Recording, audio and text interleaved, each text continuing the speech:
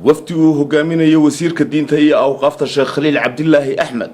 ee ahaa guddiga Soomaaliland ee gurmadka abaaraha dadka tabaalaysan oo ka soo faraxashay hawlahooda taakuleenta ay ku tageen gobolada waqooyi bari ee dalkani Kenya ee qaxoontiga Dadaab ayaa jaaliyada Soomaaliland ee ku dhaqan dalkani Kenya ay xaflad sugoodisa ugu qabatay hotelka Grand Regis ee ku yaala bartamaha magaalada Nairobi. xafladan qada sharafta ahayd ayaa ahay mid ay ka soo qayb galeen mas'uuliyiin ka socota safaaradda Soomaaliland xubno ka mid ah jaaliyada aqoon-yahanada siyaasiyiinta culimada diinta iyo salaadiinta ku dhaqan wadanka Kenya ee Jamhuuriyadda Soomaaliland ayaa ugu horeyntii waxa halkaasi hadallo kooban oo ku soo gunaanadiyo hawlahoodii ay ka soo qabteen sumcadda iyo karaamada ay ka dhaxleen amaba Soomaaliland ay ka faa'iiday ka soo jeediyay wasiirka diinta iyo awqaafta Khaliil Cabdillaahi Axmed.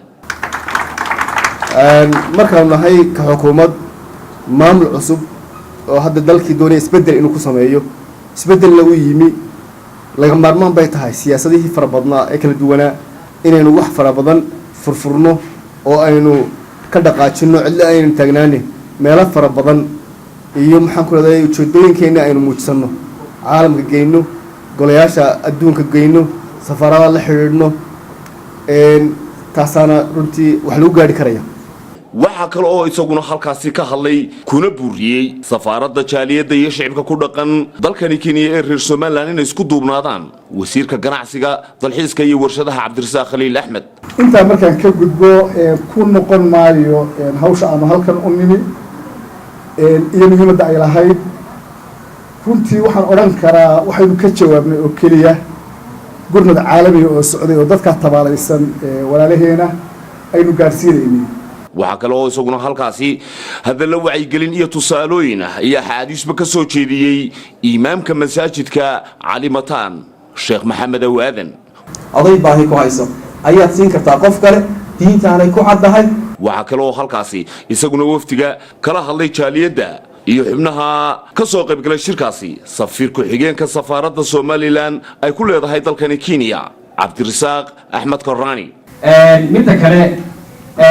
dalkan Kenya waxa farxad weyn inoo ah oo aan si weyn ugu mahadnaqayaa oo aan waliba si weyn ugu mahadnaqayaa gudoomiye ku xigeenka baarlamaanka Kenya wadana Faarax Macalin. waxa iyaduna garabka haweenka ee jaaliyada reer Soomaaliland oo hadashay marwada mar walba u taagan hawlaha horumarinta Soomaaliland ee dalkani Kenya Faadma Muuse Ayub. wafdiga ka yimid Soomaaliland ee ministarada ku jiraan waxaan doonayaa inaan hambalyeeno aan soo dhaweyno waxaan haddana doonayaa sida sharafta shaqada aad u qabateen inuu Ilaahay la qabto oo aqoonsiga Soomaaliland insha Allah uu yimaado oo recognize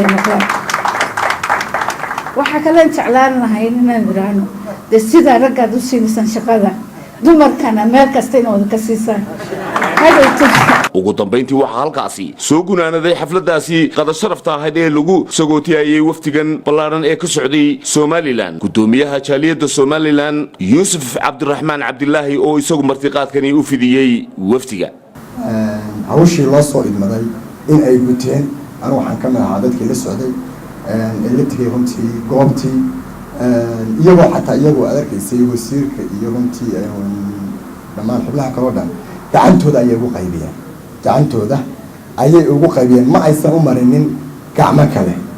si kastaba arrintu ha ahaatee wafdigan uu hogaaminayay wasiirka diinta iyo awqaafta Sheekh Khaliil Cabdillaahi Axmed ayaa sheegay maalinta salaasada ah haddii eebba idmo ee fooday nagu soo haysayna waan bixi doonaan caasimadda Jamhuuriyadda Soomaaliland ee Hargeysa. Cabdillaahi Cabdi Cali TV-ga qaranka Jamhuuriyadda Soomaaliland Nairobi.